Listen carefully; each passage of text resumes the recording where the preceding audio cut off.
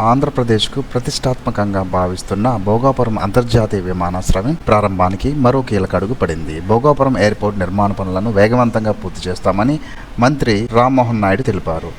కేవలం 2 ఏళ్లలోనే ఈ భారీ ప్రాజెక్టును పూర్తి చేసే లక్ష్యాన్ని విజయవంతంగా సాధిస్తామని ఆయన పేర్కొన్నారు. ఏ ఎయిర్పోర్ట్ అయినా కంప్లీట్ అయిన తర్వాత ఇక్కడ నుంచి ఆపరేషన్స్ చేసుకోవచ్చు అని చెప్పడానికి ఏరోడ్రోమ్ లైసెన్స్ ఇవ్వాలి.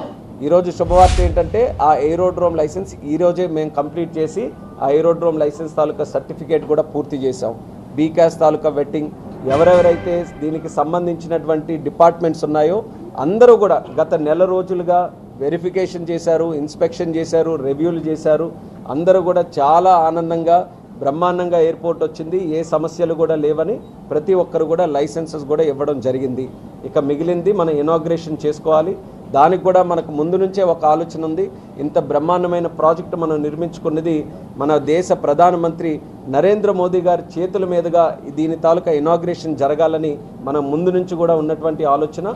దానికి సంబంధించి మన ముఖ్యమంత్రి వర్యులు ఆల్రెడీ లెటర్ కూడా పిఎం గారికి రాశారు.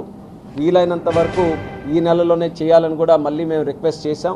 ఎలాగో లైసెన్స్ కూడా వచ్చింది కాబట్టి ఎక్కడ మనకి ఇబ్బంది లేదు ఆపరేషన్ స్టార్ట్ చేయడానికి.